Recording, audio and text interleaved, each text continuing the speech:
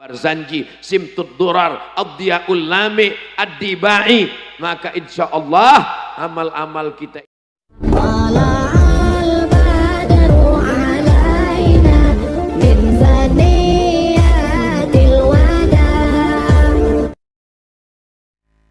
Ada pertanyaan yang bisa saya jawab, yang nggak bisa saya jawab saya bawa pulang ke Riau. Oh, jadi ada juga yang Ustadz nggak bisa jawab, banyak sekali. Tapi kami lihat di YouTube itu semua Ustadz jawab. Yang nggak bisa saya jawab nggak diupload.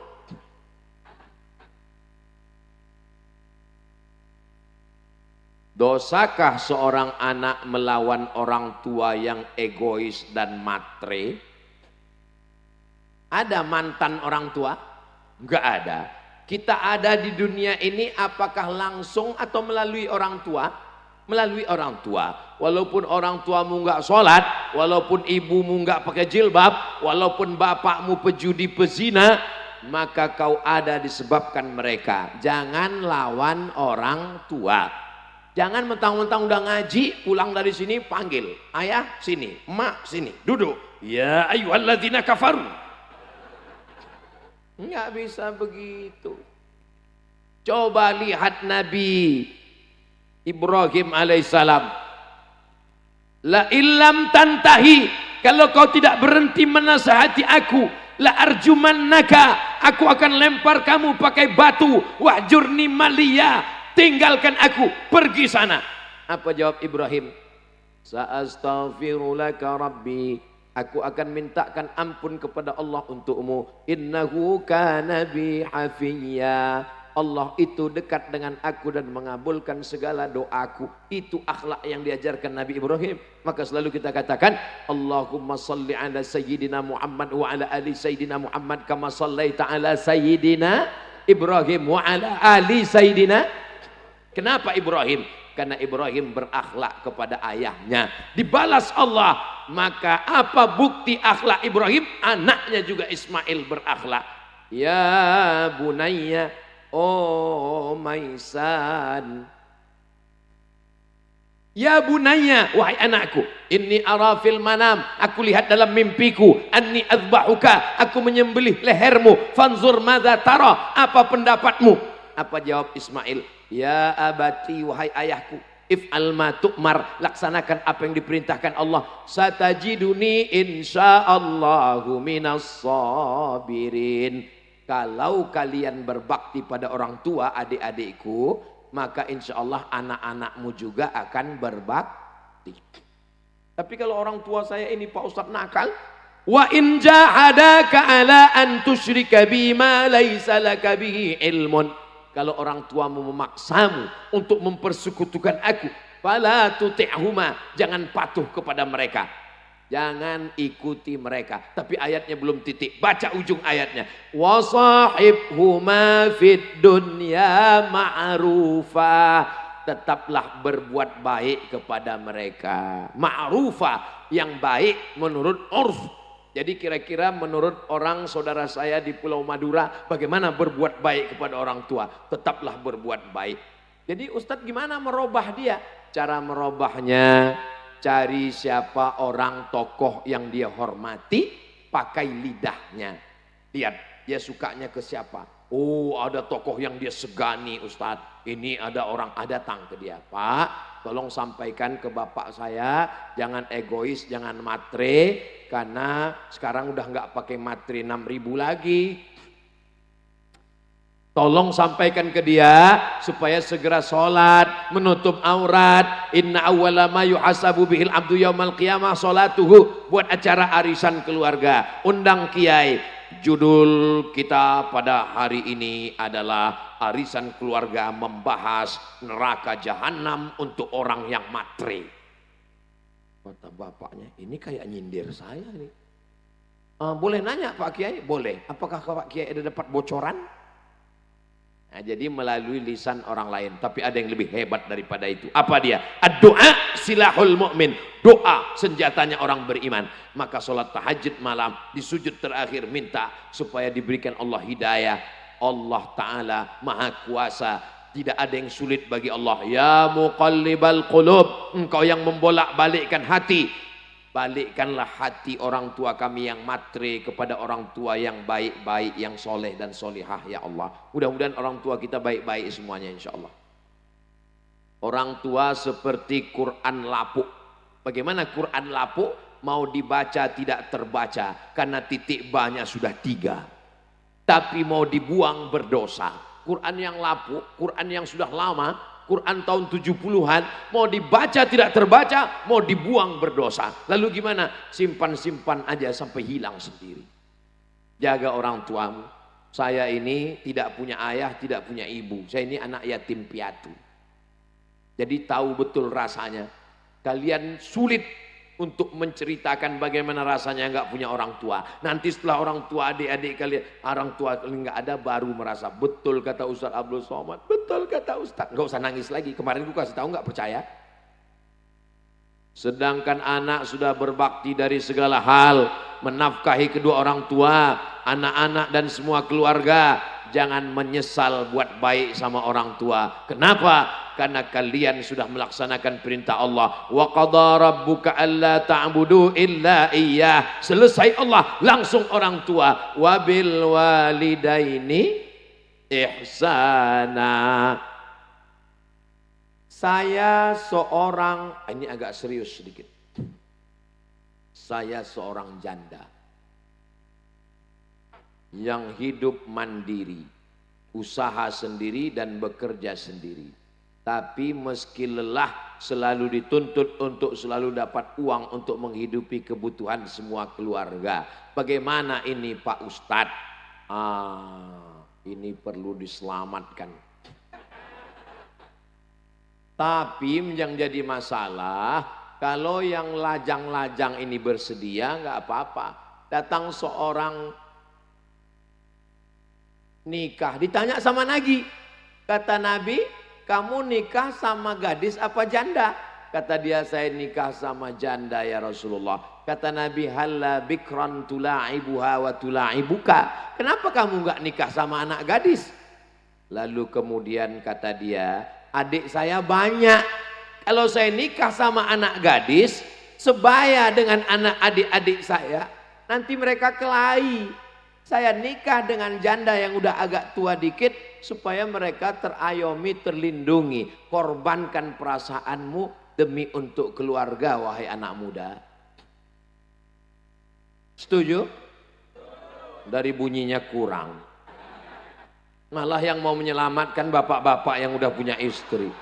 Berat Bapak. Karena kita ini pakai kompilasi hukum Islam Indonesia. Di Indonesia kalau mau menikah menurut hukum Islam kompilasi, bukan fikih. Kalau fikih no problem. Tapi kalau menurut kompilasi hukum Islam, ibu-ibu tenang dulu, tarik napas panjang.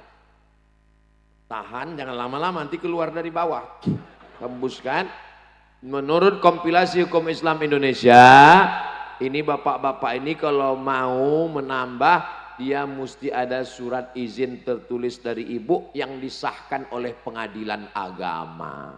Nah, jadi makanya ibu sebelum tidur malam, yakinkan di dekat tempat tidur itu tidak ada pena, kertas dan materai. Nanti kalau sudah ditandatangani, gini caranya Pak, saya ajari ya. Gini. Bapak siapkan kertas sama pena sama materai, bawa kepada ibu, suruh ditandatangan, kasih tahu, mama mau masuk surga secepat kilat. Mau? Tanda tangani ini. Dia baca. Banyak jalan lain menuju surga. Mudah-mudahan Allah melembutkan hatinya insya Allah. Setelah dia tanda tangani, nanti dibawa ke pengadilan agama. Nanti hakim bertanya, apakah benar ini surat ibu yang tanda tangani? Kata dia, betul Pak Hakim. Dengan penuh kesadaran, tolong cepat putuskan Pak Hakim sebelum hatiku berubah. Nah, fankihu ma taba lakum minan nisa'i masna wa thulatha wa ruba' fa in khiftum alla ta'dilu fawahidah. Kalau kamu takut tidak mampu bersikap adil, maka satu cukup, only one. Only one. Berapa banyak orang lebih mau suaminya berzina, makan haram daripada yang halal. Ini adalah emergency door. Kalau kita naik pesawat, itu pramugara ngasih tahu, ladies and gentlemen, kepala bekudi stempelsman, all of our passengers, semua penumpang, ini pesawat ada 2 pintu, pintu depan dan pintu belakang. Tapi kalau terjadi kecelakaan, ada pintu alternatif yang dibuka kalau terjadi sesuatu. Paham? Sulit memang menjelaskan sama orang yang ketakutan. Suami yang takut kepada istri itu nanti pas mau masuk surga tidak diizinkan malaikat. Kenapa? Karena kata malaikat ini tidak takut sama Allah, tapi takut sama itu. Paham? Suami yang terlalu takut kepada istri itu nanti dikubur nggak kena azab kubur. Kenapa? Pas mau diazab malaikat, kata malaikat ini nggak usah kita azab. Kenapa? Waktu di dunia sudah terlalu azab.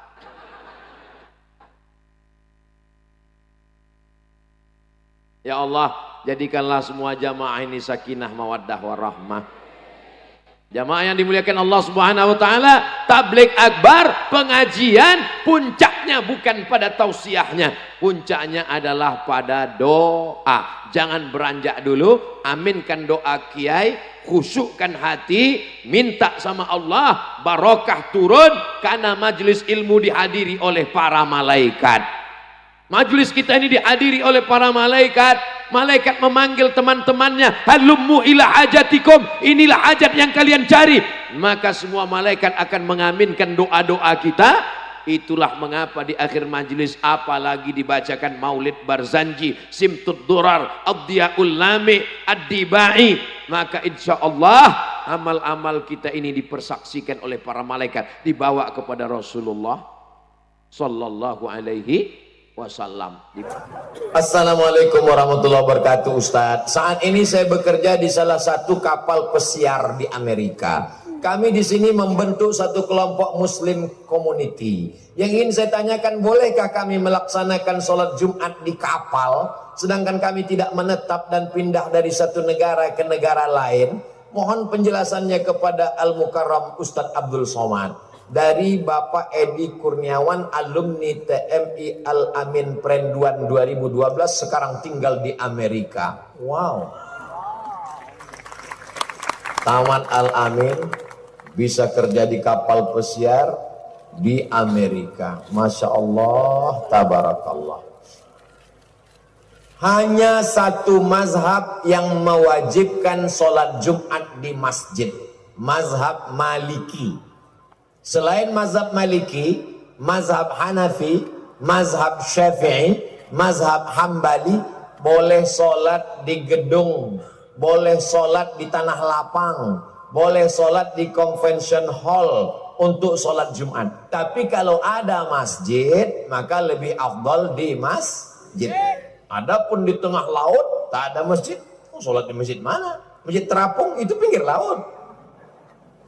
Jadi kalau ditanya boleh sholat di kapal, boleh, karena yang mewajibkan sholat Jumat di masjid hanya mazhab Maliki. Lalu kemudian yang jadi masalah jumlah, yang mewajibkan mesti 40 orang dan semuanya mukim, itu mazhab Syafi'i. Adapun mazhab Hanafi, kalau menurut urf dia sudah dianggap sebagai jamaah, walaupun tidak cukup 40 orang, maka sah sholat Jumatnya. Jadi masalah yang kedua adalah masalah angka. Berapa sebenarnya yang ada di kapal itu? Masalah ketiga, orang yang musafir tidak wajib sholat Jumat, maka dia sholat zuhur. Tapi kalau dia menetap, lalu kemudian dia melaksanakan sholat Jumat, maka sholat Jumatnya sah. Adapun orang musafir, kalau dia sholat Jumatnya sah, tapi dia tidak wajib. Ini tentang 3 hal terkait. Pertama, tentang sholatnya apakah mesti di masjid. Yang kedua, tentang jumlahnya. Yang ketiga, tentang apakah orang musafir wajib sholat Jumat. Yang kedua, saya wali santri asal Samarinda Kaltim. Mau bertanya kepada Ustadz kiat agar anak istiqomah dalam mondok dan kami sebagai orang tua lebih tawaduk mendoakan anak karena jauh dari kami, khususnya saya pribadi, biar nggak galau ditinggal anak. Mohon wejangan. Ini membuka kartu. Sesungguhnya yang galau bukan kalian saja. Orang tua pun ternyata galau. Hai bapak-bapak, ibu-ibu yang galau meninggalkan anak di pesantren, lebih baik kau galau sekarang daripada galau tahun 2042 karena anakmu ditangkap BNN. Lebih baik nangis sekarang daripada nangisnya tahun 2042 gara-gara anakmu kena penyakit masyarakat pekat. Nah, jadi kalau datang begitu, kuat-kuat hati, sabar-sabarkan hati, jangan nangis. Kalau melepas anak di pesantren Al-Amin, tepuk bahunya, kasih semangat. Belajar di sini, serius, bacakan selawat, bacakan doa. Kalau mau nangis, nanti setelah sampai Suramadu, nangis. Cari di bawah jembatan tuh nangis. Jangan di sini nangisnya. Itu membuat anak jadi down. Ustaz Somad, istri saya pulang dari pondok, menangis, matanya hampir sebesar bakso. Ini jamaah ngadu ke saya. Akhirnya saya nasihati seperti Ustaz ceramah. Kamu jangan nangis. Lebih baik nangis sekarang daripada anakmu nangis nanti karena dia hamil di luar nikah. Mohon maaf. Lebih baik nangis sekarang karena dia pondok daripada nanti dia kena narkoba. Terus gimana Pak? Habis itu istri saya bangun mengatakan, kamu enak aja ngomong, yang ngandung aku. Habis itu gimana Pak? Kalah saya Pak Ustaz.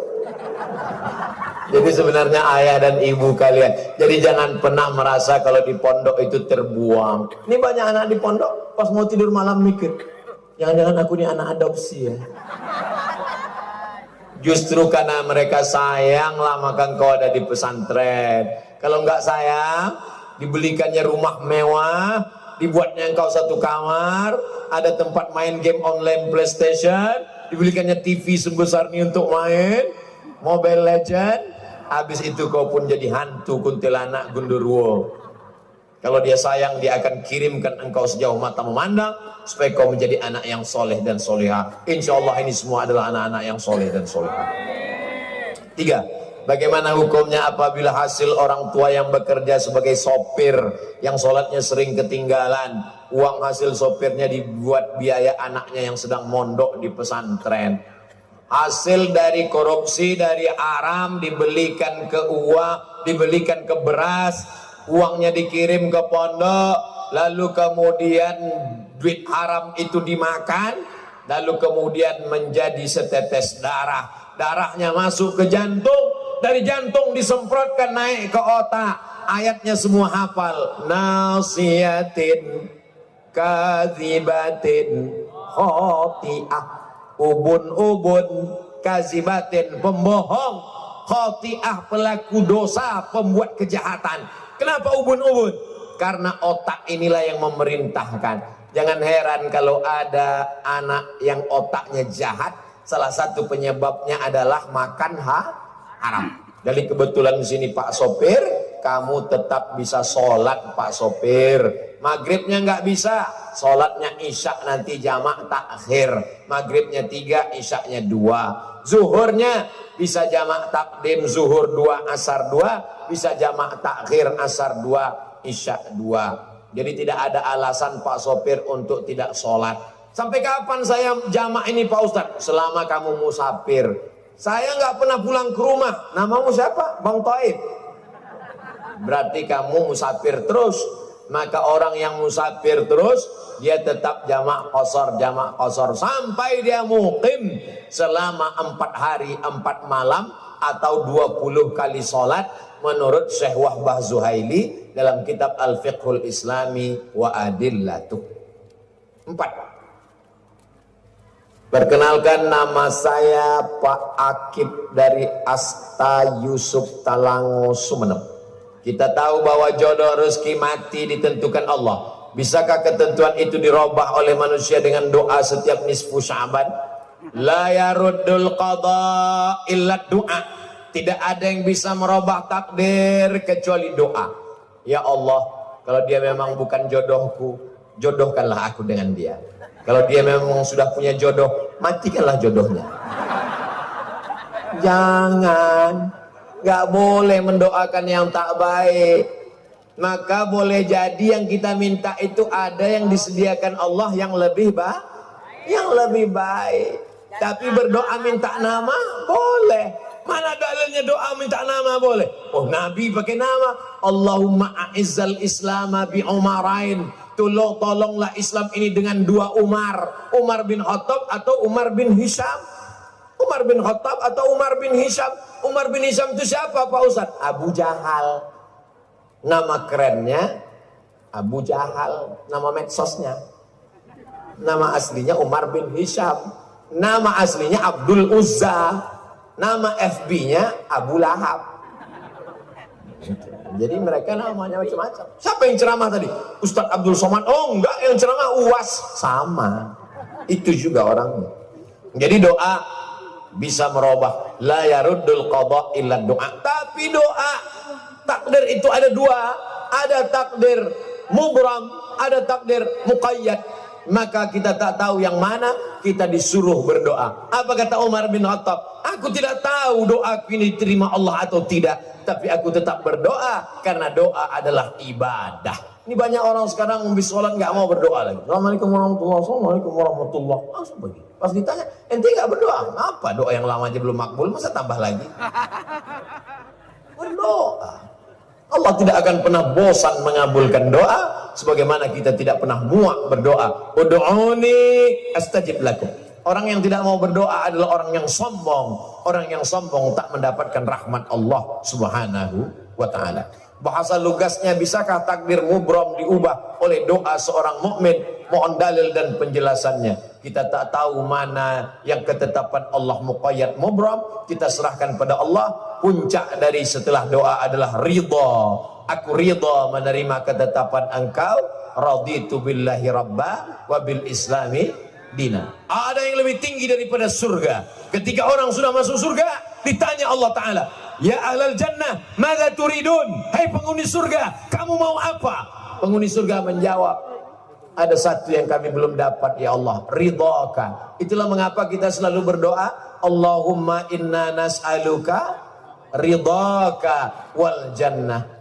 Boleh jadi tidak sampainya keinginan kita karena Allah menginginkan ridho. Bagaimana cintanya Qais kepada Laila, sampai-sampai Qais gila. Akhirnya Qais disebut dengan Laila Majnun, crazy, tergila-gila.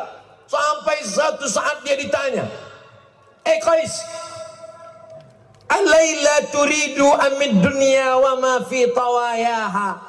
Qais, kamu pilih mana? Pilih Laila atau dunia beserta isinya? Apa kata Qais? La ghubaru ni'aliha ahabbu ilayya wa asfa di balwaha. Debu yang menempel di sendal Laila lebih kucinta daripada dunia beserta isinya. Tapi cita-citanya tak tercapai. Akhirnya dia gila dan dia didoakan oleh ayahnya di samping Ka'bah. Syekh Muhammad Mutawalli Asy'arawi menulis kitab Muzakkirat ketika dia berada di kota Makkah jadi dosen. Di antaranya dia ceritakan, di antara orang yang sembuh karena berdoa di dinding Ka'bah adalah Qais karena didoakan ayahnya. Karena gila itulah syair-syairnya keluar. Kalau nggak gila nggak keluar. Ustadz Abdul Somad yang senantiasa dijaga Allah, saya mau tanya, apa hukum rambut apabila sudah jatuh dari kepala? Apakah disebut juga dia sebagai aurat, Pak Ustadz? Makasih. Kalau kita melihat rambut panjang, bagaimana kita tahu itu rambut laki-laki dan rambut perempuan? Karena laki-laki juga gondrong rambutnya.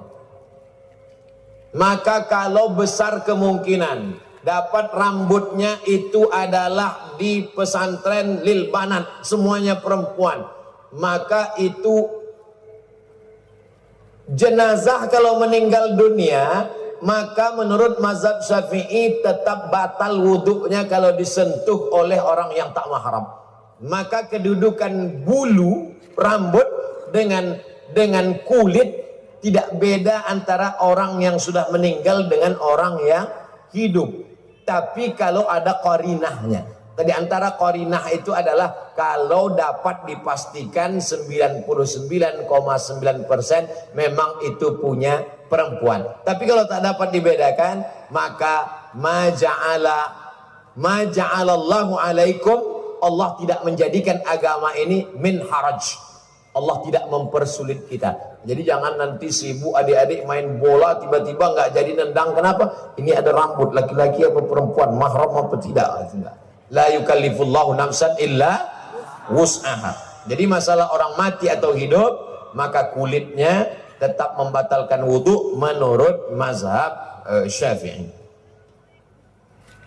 Mohon penjelasan Ustadz kiat istiqomah dalam menghadapi badai fitnah, khususnya bagi kita yang berprofesi sebagai da'i. Ini nampaknya senasib dengan saya ini. Sedangkan Nabi Muhammad sallallahu alaihi wasallam diejek sahir, tukang sihir, kadzab, pembohong, asatirul awalin, tukang dongeng. Sedangkan Allah saja dikatakan wa qalatil yahudu yadullahi maghlulah. Orang Yahudi berkata tangan Allah terbelenggu. Makanya kata Imam Syafi'i, siapa yang menyangka bahwa dia akan selamat dari lidah manusia, fahuwa majnun, maka dia gila. Sedang Nabi Muhammad saja tak selamat dari lidah manusia, Allah saja pun tak selamat dari lidah manusia. Maksud saya Allah tak selamat ini artinya apa? Lidah manusia ini sampai mengejek Allah Subhanahu wa taala. Makanya dikatakan laqad kafara alladzina qalu innallaha huwal masih ibnu maryam. Laqad kafara alladzina qalu wa qalatil yahudu uzairun ibnullah wa qalatin nasara al-masih ibnullah. Padahal sudah dijelaskan bahwa Allah itu lam yalid wa lam yulad. Allah pun tetap diserang lidah manusia.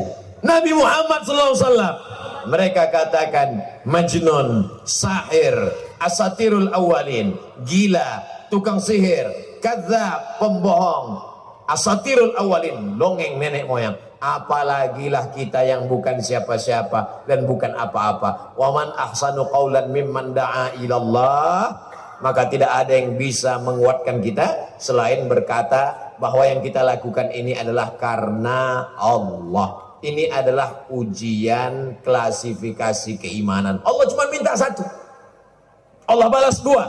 Yang diminta Allah cuma satu, dia balas dua. Yang pertama yang diminta Allah, falyabudu rabba hadzal bait.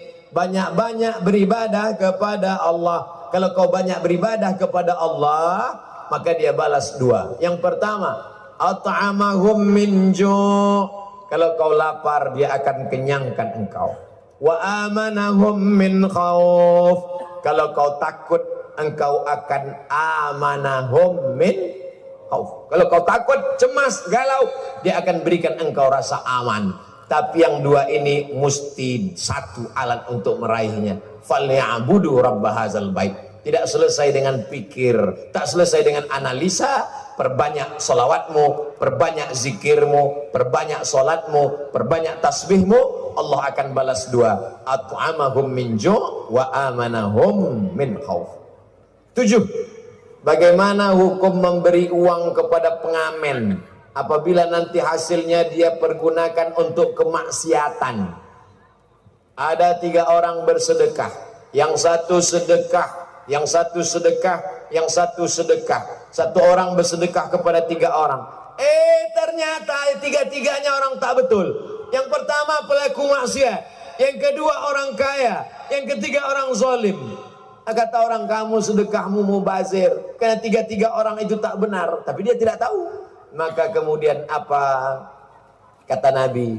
Sedekahmu kepada orang pelaku maksiat, mudah-mudahan dengan sedekahmu itu dia bertaubat. Sedekahmu untuk orang yang berbuat zina, mudah-mudahan dengan sedekahmu untuk orang yang bakhil, pelit, mudah-mudahan dengan sedekahmu itu dia selamat dari kebakhilannya. Sedekahmu untuk orang yang terakhir, orang yang zalim, mudah-mudahan dengan sedekahmu dia berhenti dari kezalimannya. Dengan syarat kita tidak tahu orang ini pelaku maksiat. Kebetulan mau cepat-cepat kita kasih, tiba-tiba orang lain ngomong. Adapun orang yang sudah jelas bahwa ini adalah sindikat, kita tahu tuh sindikat. Sebetulnya ini adalah eksploitasi anak yatim.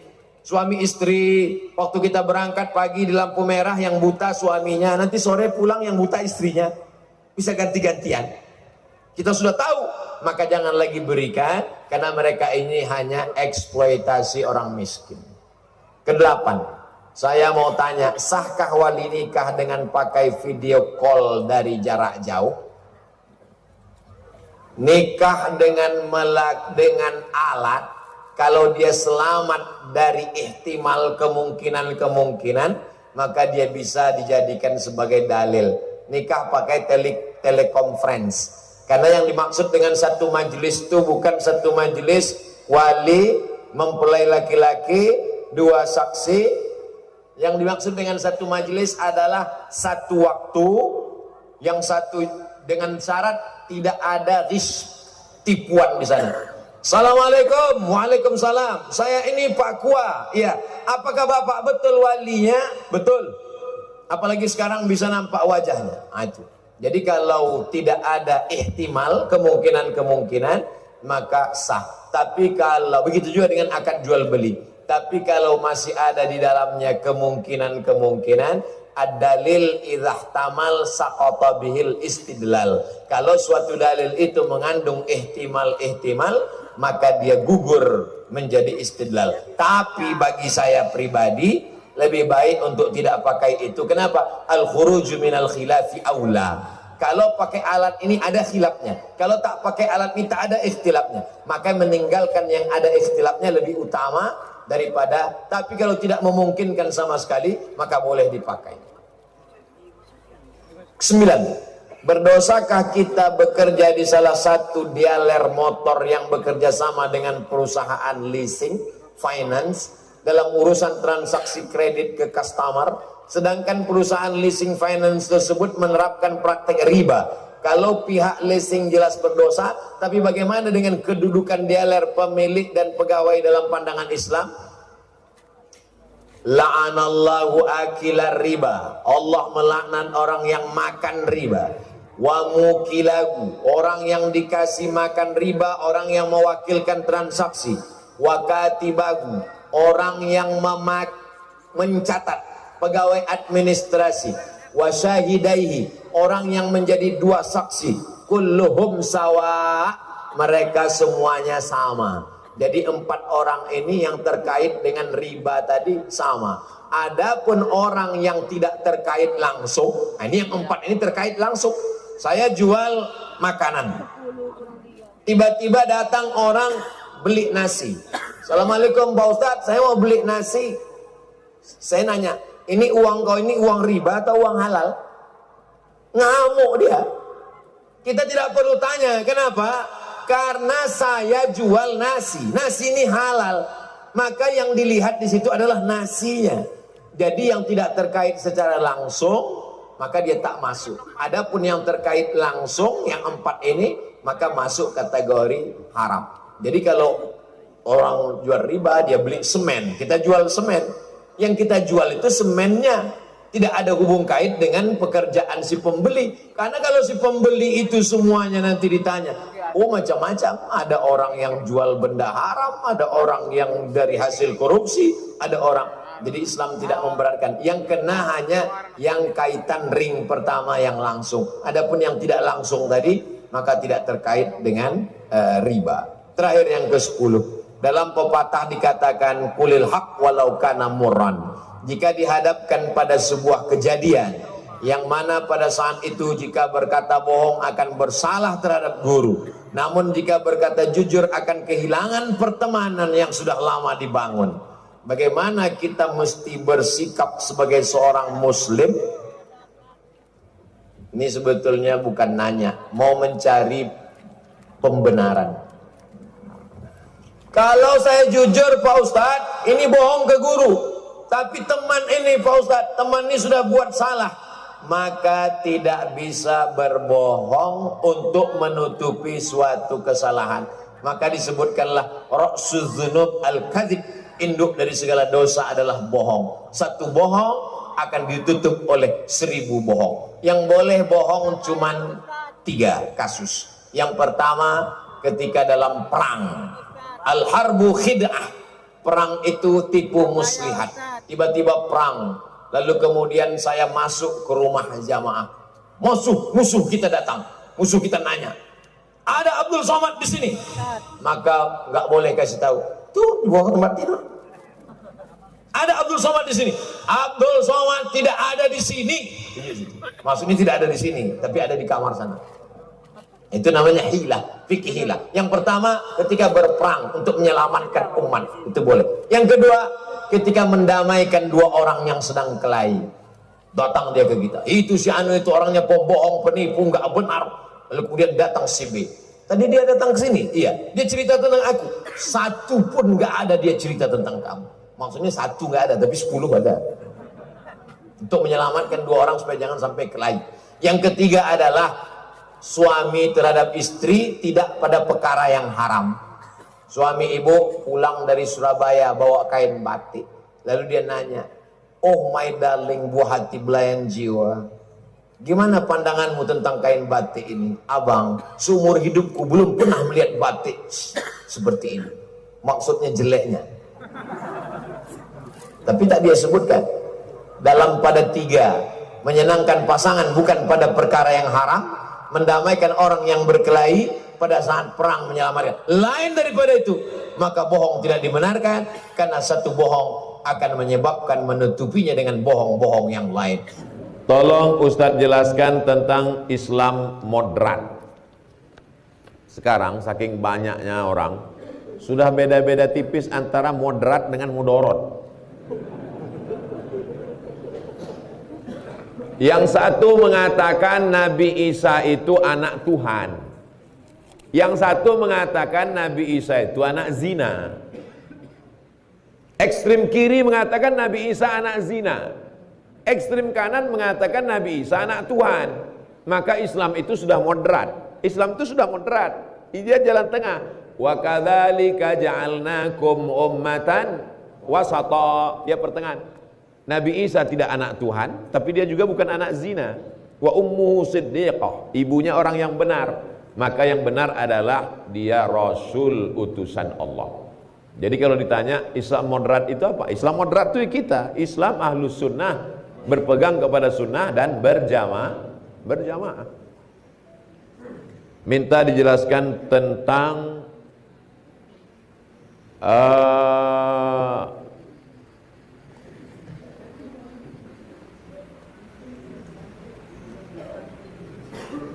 antum tinggal tulis saja apa yang antum cari. Di kemarin ada yang nanya tentang apa, kemarin orang bertanya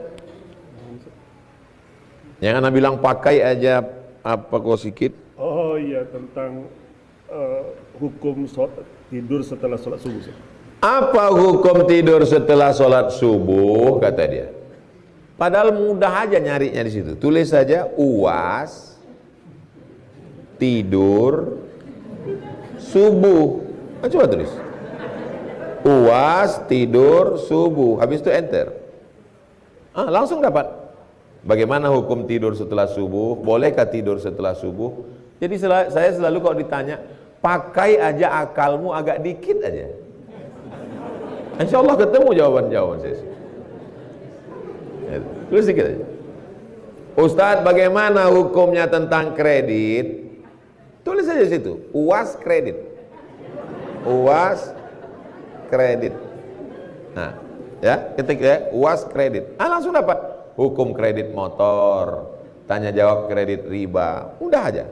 Ustadz, bagaimana dengan aliran sesat? Buat aja situ, UAS sesat. Langsung dapat. Lain jawabnya, UAS dituduh orang sesat. UAS membantah aliran sesat. Ada semua. Tinggal cari. Ada anak berumur 4 tahun, ayahnya meninggal. Sampai saat ini dia selalu mencari ayahnya. Anak tersebut ada di tengah-tengah kita. Apa yang harus kami lakukan agar anak tersebut tidak lagi mencari ayahnya yang setelah meninggal? Bawa dia ziarah ke makam ayahnya. Apa dalilnya? Nabi dibawa oleh Aminah berziarah ke makam Abdullah. Ditunjukkan dia bahwa ayahmu sudah meninggal. Di dalam ini dia. Allah akan membukakan pintu hatinya. Dia tahu bahwa oh udah meninggal. Jangan dibohongi. Ayah di mana, Ma? Ayah pergi, ntar lagi pulang. Itu namanya prank. Anak jangan di-prank. Bawa dia ziarah. Ini makam ayahmu, dia sudah meninggal. Bacakan doa ya nak. Diangkatkannya tangan, menangis dia, tahu dia ayah sudah meninggal. Kau mesti jadi anak yang baik, nasihati, dia lebih baik. Jangan bohongi anak. Bagaimana pendekatan dalam dakwah kepada saudara kita yang belum paham agama, masih terlibat dalam hal-hal yang melanggar syariat, agar mereka tersentuh dengan dakwah yang kita sampaikan. Saya berdakwah kalau datang ke satu daerah 3.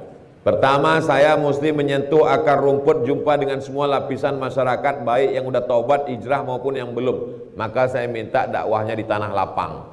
Itu kalau saya ngomong di tanah lapang semua, yang pezina, yang peminum khamar, pemabuk, judi online, semua. Yang kedua, ngaji dalam masjid, itu biasanya habis subuh. Yang ketiga, komunitas di kantor-kantor, pengacara, dokter, saya sampaikan. Tapi ada namanya dakwah fardiyah. Kalau itu dakwah jamaiyah, tabligh akbar. Dakwah fardiyah melalui ngobrol. Kamu masih belum sholat? Belum. Terus nanti kalau mati bawa apa? Jangan urus saya. Urus saja surgamu, jangan urus nerakaku. Inilah dakwah. Dakwah itu personal. Kamu kok belum pakai jilbab? Ah, nantilah tunggu tua. Emang malaikat maut yakin datang setelah tua? Malaikat maut sekarang cepat datangnya. Sekarang ini banyak orang mati mendadak. Kenapa? Karena banyak yang lahir mendadak.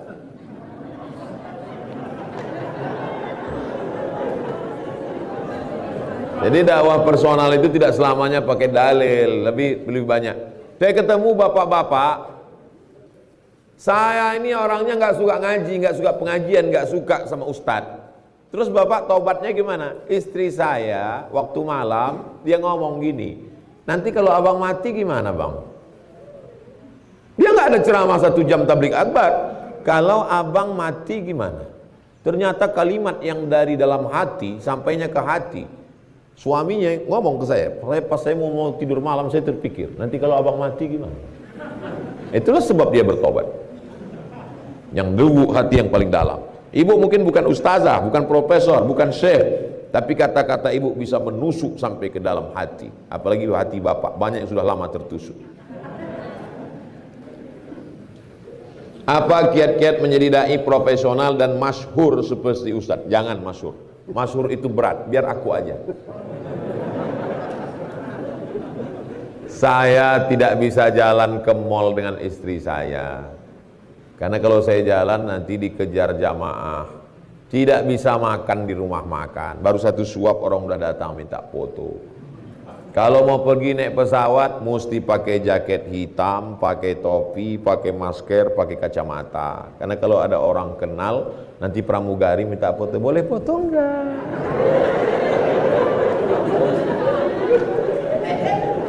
Popularitas itu adalah fitnah dan ujian. Saya tidak pernah minta populer. Sampai hari ini saya tak punya kartu nama untuk memperkenalkan bahwa saya pulang kampung, setiap subuh Sabtu ngajar hadis selama 4 tahun terus ngajar hadis setiap subuh Sabtu. Direkam, diusir, viral. Saya pakai ini untuk dakwah ke Sulawesi sekian kali dalam setahun, ke Kalimantan, di Sumatera, di Ambon, Maluku, wilayah timur Indonesia. Saya manfaatkan itu, mengendorse. Makanya kalau adik-adik lihat Instagram saya iklannya, jual gula merah, Instagram kerupuk, keripik, termasuklah siang ini nanti fotonya diupload untuk share batik kelor, membangkitkan ekonomi umat. Nah, jadi masyhur itu hanya sekedar wasilah. Tujuannya adalah dakwah ud'u ila sabili rabbik, ajak orang ke jalan Allah. Tapi kalau kiat-kiat memperbaiki diri paling tidak 3. Yang pertama, perbaiki kualitas keilmuan. Datang ke Insan Cita Indonesia, upgrade lagi pengetahuan. Akidah, fikih, akhlak, tafsir, hadis, bahasa Arab, di-upgrade lagi. Yang kedua, amal. Karena kalau hanya sekedar ilmu, kalau tidak kita amalkan, dia nendang ke dalam. Marilah kita sholat duha, sholat duha. Dalam hati kita, kau aja nggak sholat duha. Paksa-paksakan sholat duha. Jadi sebelum kemari tadi, wudhu dulu, sholat duha 2 rakaat, baru kemari. Lalu kemudian yang ketiga, komunikasinya baik. Jadi kalau didengar rekaman tausiah saya ketika baru pulang dari Maroko tahun 2008 dengan sekarang 2022, beda. 14 jam itu terjadi perubahan. Cara menyampaikan, jam terbang itu beda. Nah, jadi adik-adik banyak-banyak latihan komunikasi. Komunikasi 2, komunikasi lewat tulisan dan komunikasi lisan. Jadi latihan menulis. Saya sampai sekarang blog saya masih hidup. Jadi kalau ada jamaah nanya, Ustadz apa hukumnya kredit? Tulis saja di Google itu, Somad Moroko Kredit. Kalau mau lihat blog saya, adik-adik nanti tulis blog. Blog nggak hilang dan gratis. SOMADMOROCCO spasi kredit. Nanti setiap baca kitab masukkan ke dalam, langsung dapat. Blog Somad Moroko blogspot.com. Saya tulis tanggal 25 Agustus 2010. Berarti tulisan ini umurnya udah 12 tahun yang lalu. Nah, jadi setiap kita pengajian, kalau ada pertanyaan jamaah ditulis, itu membantu kita untuk mengingat lagi dan berkomunikasi tulisan. Lalu kemudian komunikasi lisan, ngomong. Ceramah kalau bisa di kultum, direkam, habis itu tonton. Oh, tadi selama ngomong kakinya terlalu lebar. Oh, tadi selama ngomong kepalanya terlalu miring ke kiri. Oh, tadi selama ngomong tuh matanya terlalu banyak ngelihat perempuan. Jadi orang mungkin segan untuk nasihati kita. Ustaz dari tadi tangannya kok kiri terus. Oh. Jadi komunikasinya mesti baik. Sebagaimana kita ketahui bahwa status anak zina tidak bisa nasabnya bersambung pada ayahnya kalau dia perempuan. Ayahnya tak boleh jadi walinya kalau harus ganti dengan wali hakim. Dalam ajaran Islam kita dianjurkan menutup aib. Apabila disampaikan kepada anak tersebut bahwa dia anak zina dan walinya harus wali hakim, dikhawatirkan akan menjadikan anak tersebut frustasi. Dan pihak laki-laki mungkin akan membatalkan pernikahan dan pastinya akan menimbulkan mudarat yang lebih besar. Mohon pencerahannya Ustadz, mohon juga nasihatnya akan bahaya Wahabi dan Syiah. Syiah udah selesai karena ada ruangan Abu Bakar Siddiq. Tentang masalah itu memang berat menjelaskannya. Tapi karena ini masalah hukum, saya termasuk ustadz yang tak bisa tawar-menawar. Mungkin yang lain bisa diturunkan, yang 100 jadi 90. Tapi kalau sudah saya sampaikan begitu, ya harga mati. Kalau sudah sampaikan, ya sampaikan saja. Ini tidak bisa, supaya dia jelas. Mungkin awal-awalnya dia kaget, tapi nanti lama-lama paham. Gara-gara kita selalu menutup, itulah maka merajalela perzinahan ini. Kalau sudah disampaikan itu nanti memberikan efek ketakutan. Kalau dia sudah takut, dia tidak akan lakukan lagi. Jangan khawatir dia stres, jangan khawatir depresi, jangan khawatir jadi jahat. Karena yang kita sampaikan ini adalah perintah Allah. Dia itu ciptaan Allah, yang membolak-balik hatinya Allah. Kenapa kita mesti takut? Allah Ta'ala, yang kita sampaikan ini hukum Allah. Gak usah takut menyampaikan hukum Allah. Gara-gara menyampaikan hukum Allah, itulah maka orang banyak marah sama saya. Tapi nggak apa-apa. Marah dia sama saya nggak apa-apa, tapi ke depan dia akan tahu daripada kita tutup-tutupi. Bagaimana hari kiamat itu dan bagaimana menghadapinya? Idzas sama'um fatarat, langit terbelah. Wa idzal kawakibun tasarat, planet bertabrakan. Neptunus, Merkurius, Pluto, Mars. Wa idzal biharu fujirat, lautan diledakkan naik ke atas. Tak perlu dijelaskan di Palu, cukup bawa ke tepi pantai yang masjid musola tenggelam. Wa idzal quburu bu'thirat, semua yang dikubur dibangkitkan naik ke atas.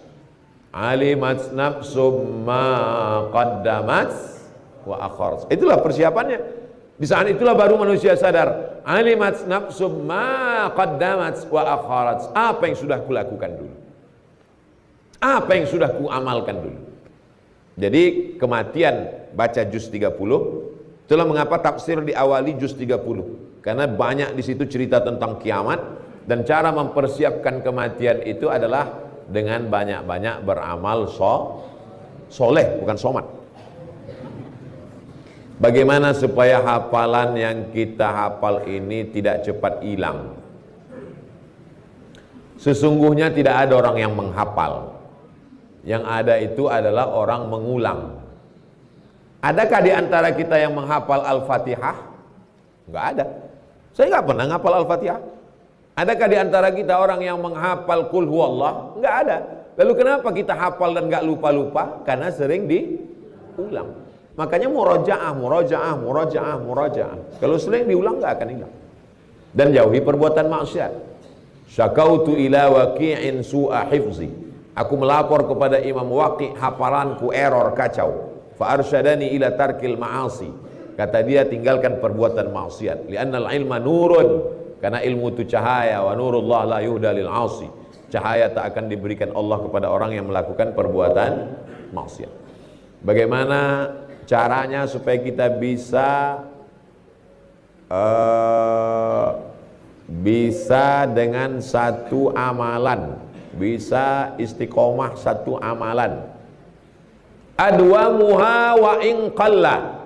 Amal yang paling baik konsisten walaupun sedikit.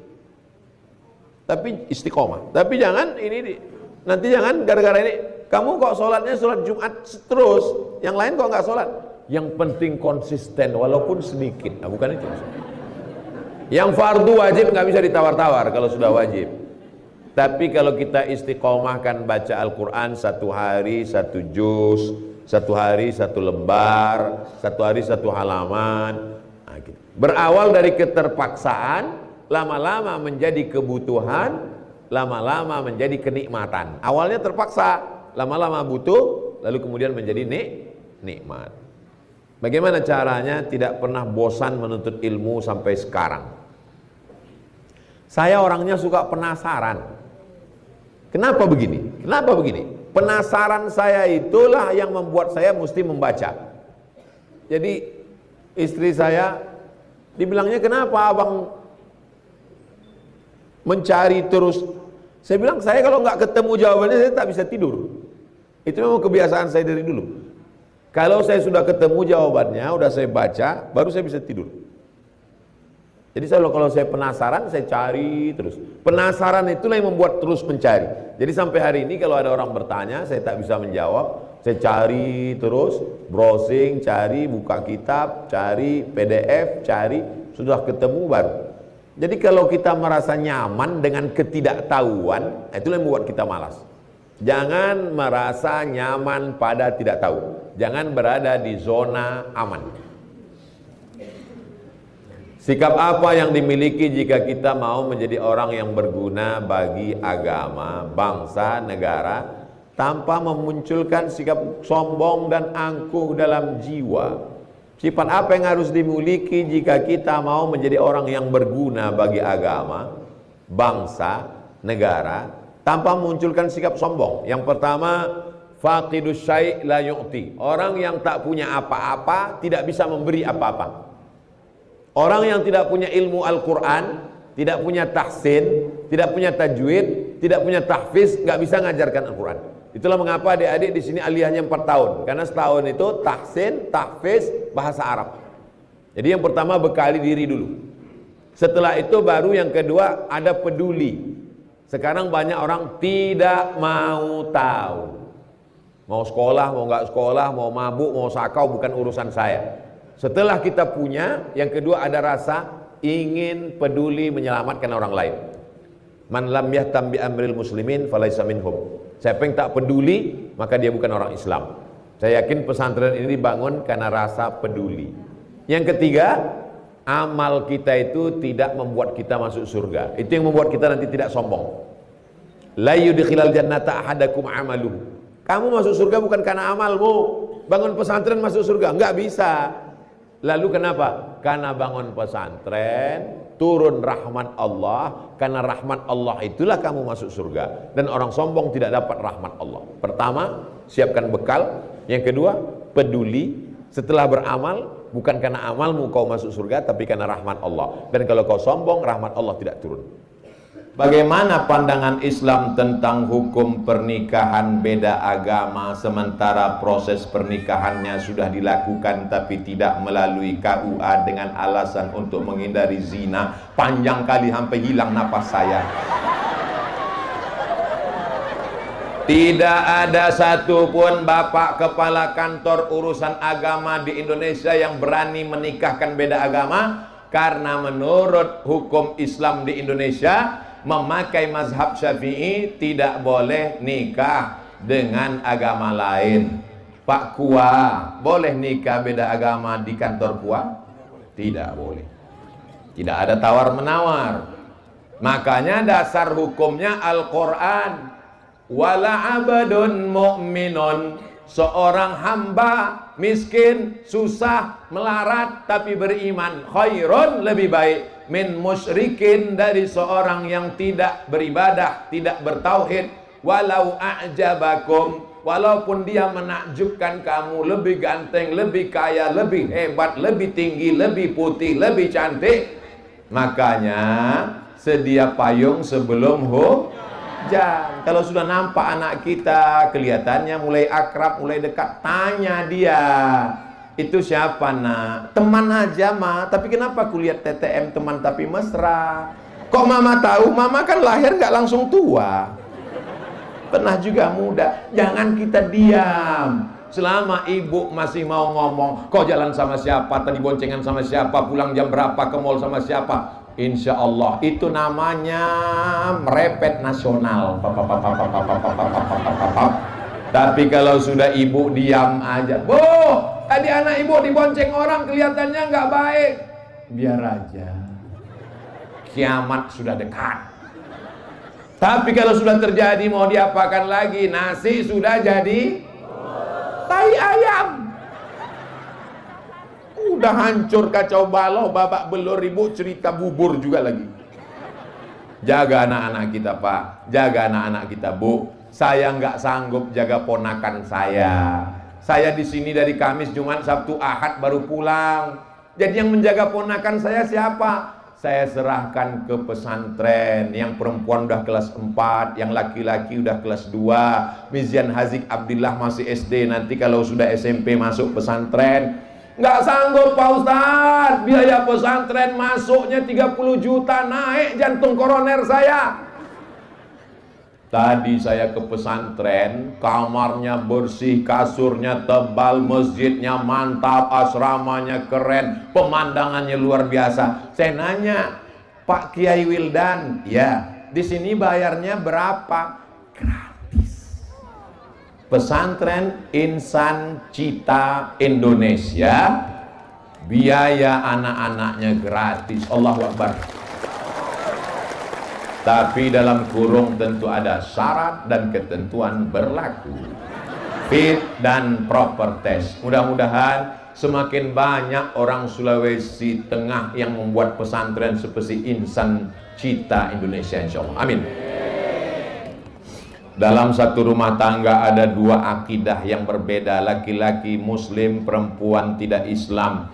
Si suami hendak melaksanakan ibadah sholat 5 waktu di rumah karena masjid tersebut tidak ada. Apakah sholat sang suami itu sah Pak Ustadz? Selama lantainya suci, sajadahnya suci, pakaiannya suci, badannya suci, dia sholat, maka sholatnya sah. Dalilnya mana? Dalilnya Umar bin Khattab ketika datang ke Palestina mengambil kunci Baitul Maqdis, ditawarkan untuk sholat di dalam. Umar bin Khattab minta di luar, bukan karena tidak sah, tapi dia tidak mau di dalam tempat itu nanti didirikan masjid. Akhirnya Umar bin Khattab sholat di depan, tempat sujud Umar bin Khattab dijadikan sebagai Masjid Umar bin Khattab, dan di depannya adalah tempat ibadah saudara kita. Masalah ibadah kita tidak urus. Wala ana abidum ma'abattum wala antum abiduna ma'abud lakum dinukum. Jelas? Suci tempat, suci badan, suci pakaian. Kalau di dindingnya itu ada simbol-simbol agama lain, tutup supaya mata kita tidak terganggu. Bahkan di masjid kita sendiri pun, makanya nggak boleh ke masjid pakai baju yang ada tulisan-tulisan. Paling bagus bajunya polos seperti santri kita, bersih, nggak ada apa-apa. Saya kalau sampai ke masjid ada tulisan di belakang, orang di belakang Allahu Akbar, ada tulisan coblos nomor.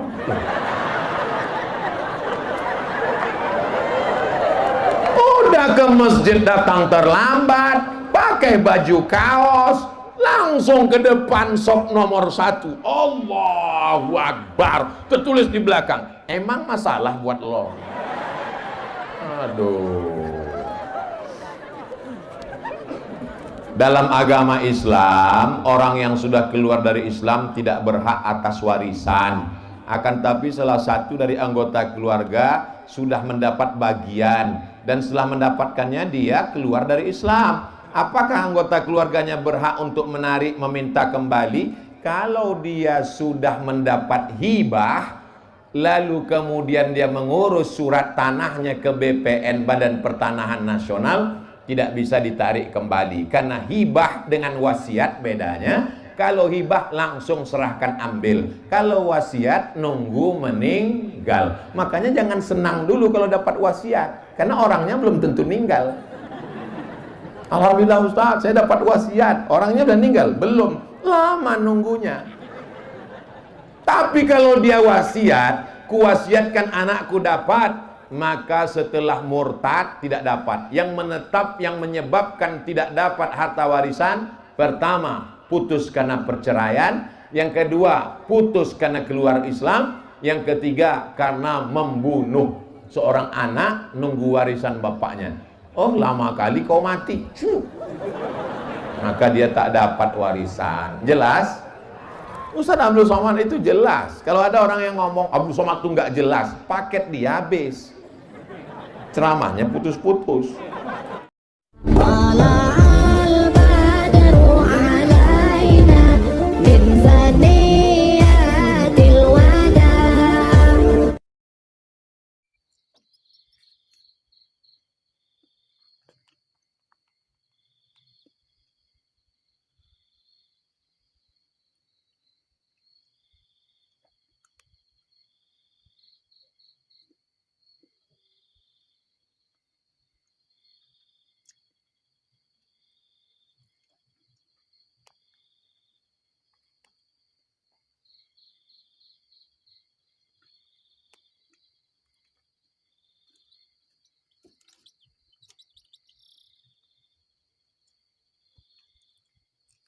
Oke.